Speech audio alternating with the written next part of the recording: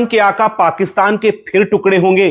क्या पीओके की आजादी का दिन नजदीक आ गया है? जी हां, हम ऐसा इसलिए कह रहे हैं क्योंकि पीओके यानी पाक अधिकृत कश्मीर से वो तस्वीरें आ रही हैं जो हैरान करने वाली हैं। और उन तस्वीरों के बाद, जो वहां से तस्वीरें आ रही हैं, उसके बाद पाकिस्तानी हुक्मरानों का जो बयान सामने आ रहा है, उससे अब यह तो साफ हो गया है कि बहुत जल्द वो दिन आएगा जब पाकिस्तान के टुकड़े होंगे। वो पाकिस्तान जो पूरी दुनिया को अपने आतंक से परेशान करता है, वो पाकिस्तान जो भारत जैसे देश के टुकड़े करना चाहता है, वही पाकिस्तान अब खुद टुकड़े टुकड़े होने को तैयार है। क्या है ये पूरी खबर और हम ऐसा क्यों कह रहे हैं कि अब पीओके की आजादी का दिन आ गया है? ये सारी बातें आज हम अपने इस वीडियो में बताएंगे। आप बने रहिए वीडियो के अंत तक। और अगर अभी तक आपने हमें सब्सक्राइब नहीं किया है तो सब्सक्राइब जरूर कर लें, क्योंकि इस तरह की खबरें, इस तरह की वीडियोस हम आपके लिए लेकर आते रहते हैं। तो सबसे पहले बात करते हैं उन तस्वीरों की जो पीओके यानी पाक ऑक्युपाइड कश्मीर से आ रही हैं।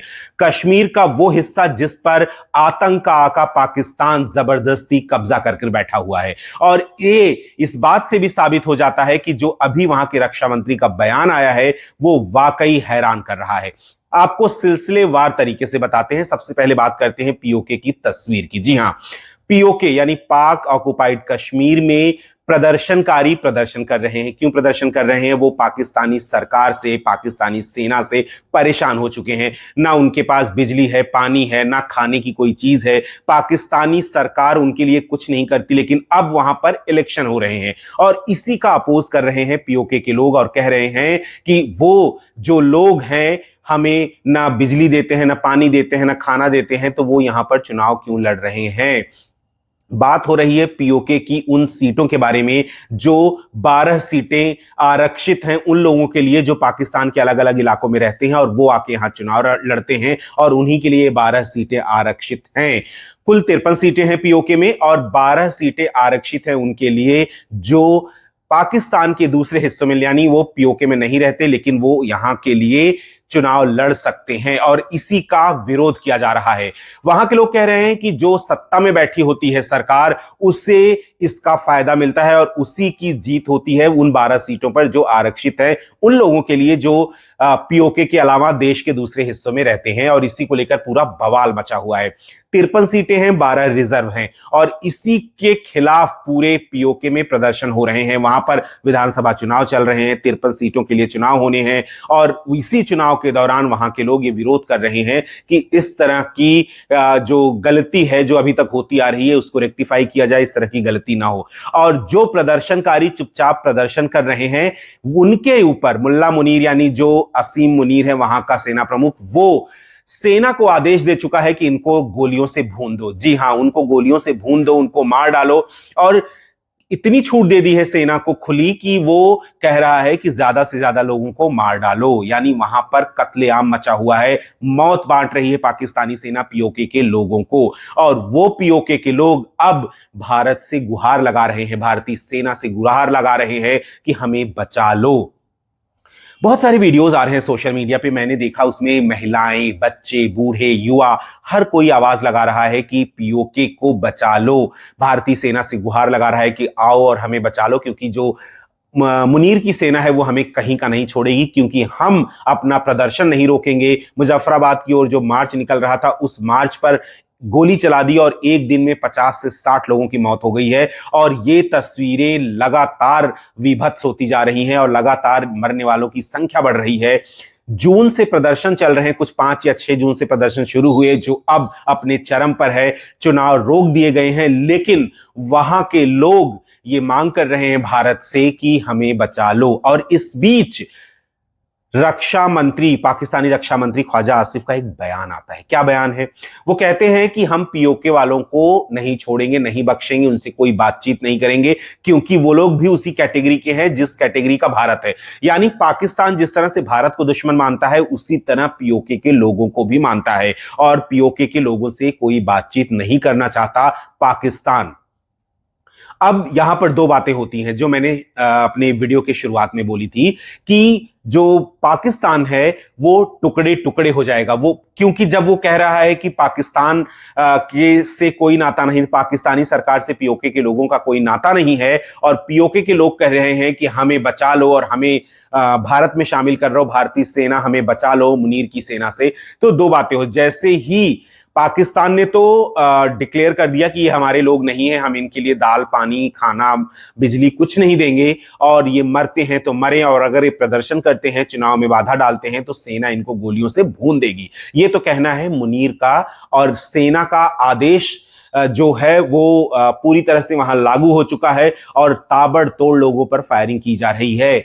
और आप अंदाजा लगा सकते हैं इस तरह से कि कितना भयानक ये मंजर है कि लोगों से लाशों को भी नहीं लेने दिया जा रहा है। लोग जो परिजन अपने अपनों के मरने के बाद उनकी लाशें लेने आ रहे हैं उनको भी गोलियों से भुना जा रहा है। यानी पाकिस्तानी सरकार, पाकिस्तानी सेना इतनी निष्ठुर हो चुकी है कि वो जो लोग अपने परिजनों की लाशें लेने आ रहे हैं उनको भी लाशें लेने नहीं दे रही है। लोग पागलों की तरह अपनों को ढूंढ रहे हैं, भीड़ में खोज रहे हैं कि उनके अपने जो 2 दिन पहले उनके साथ हंस खेल रहे थे वो कहां चले गए। ये अत्याचार है पाकिस्तानी सेना का पीओके के लोगों पर। पीओके के लोग जून से ही कह रहे हैं कि हमें आजादी दो और हम इंडिया में शामिल हो जाएंगे।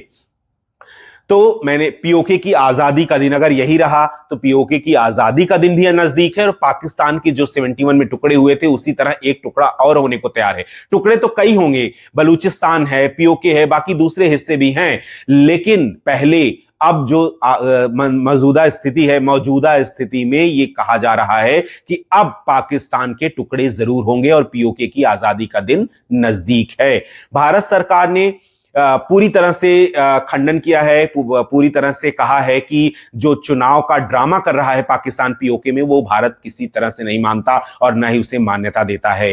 पीओके में पाकिस्तानी सरकार जो चुनाव करवा रही है, भारतीय विदेश मंत्रालय के प्रवक्ता रणधीर जायसवाल ने प्रेस कॉन्फ्रेंस कर कहा कि ये जो ड्रामा किया जा रहा है चुनाव का पाकिस्तान की ओर से, ये ड्रामा बंद करे पाकिस्तान, और पीओके के लोगों को मानवाधिकार के तहत उनकी बातें सुने, उनसे बातचीत करे, उन्हें बिजली पानी खाना मुहैया कराए। वो लोग जो मर रहे हैं भूख के मारे, कम से कम उन्हें 2 जून की रोटी मुहैया कराए। सिर्फ चुनाव कराना ही एक सरकार की जिम्मेदारी नहीं होती। ये पाकिस्तान सरकार को भारत ने लताड़ा है। भारतीय विदेश मंत्रालय के प्रवक्ता रणधीर जायसवाल ने बाकायदा प्रेस कॉन्फ्रेंस कर इस बात को पूरी दुनिया के सामने रखा है, जिससे पाकिस्तान बिलबिलाया हुआ है। तभी उसके रक्षा मंत्री ख्वाजा आसिफ आते हैं और कहते हैं कि पीओके के लोग हमारे लिए वैसे ही दुश्मन हैं जैसे भारत, यानी पीओके और भारत उनके लिए एक है। तो जब पीओके और भारत एक है तो भाई आजाद कर दो पीओके को, उनको जीने दो अपनी जिंदगी, फिर ये चुनाव का ड्रामा क्यों? लेकिन नहीं,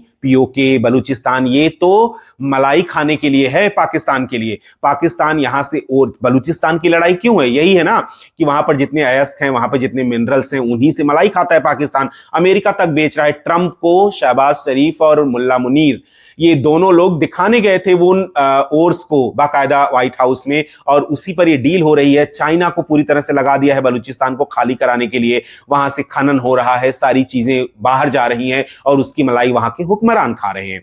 यही लड़ाई है बलूचिस्तान में और यही लड़ाई अब पीओके में है कि भाई जो लोग बाहर हैं उनको यहां लड़ने की जरूरत क्या है? वो यहां क्यों चुनाव लड़ते हैं? यहां के लोग यहां की सरकार बनाएं, बाहर के लोग क्या जाने, या बाहर के लोगों को क्या पता कि यहां के लोगों की क्या जरूरतें हैं जिसके आधार पर चुनाव हो और जो नेता हैं वो जीते और आके जनता की सेवा करें। जनता की सेवा ये तो बहुत दूर की कौड़ी है पाकिस्तान में। पाकिस्तान सिर्फ आवाम को यूज करना जानती है, और अगर वो कुछ बोलती है मांगती है तो उन्हें गोलियों से भूनना जानती है। तो ये है पाकिस्तान की असली तस्वीर। और पाकिस्तान किस तरह से दुनिया को मुंह दिखाता है, जब वो किस तरह से वो दुनिया में मानवाधिकार की बात करता है, जब वो खुद पीओके में इस तरह की त्रासदी फैला रहा है। न्यूयॉर्क टाइम्स भी लिखता है, लेकिन न्यूयॉर्क टाइम्स ने जो लिखा उस पर फिर वहां का जो वहां के राजदूत हैं, वहां की एम्बेसी है, लताड़ा है न्यूयॉर्क टाइम्स को।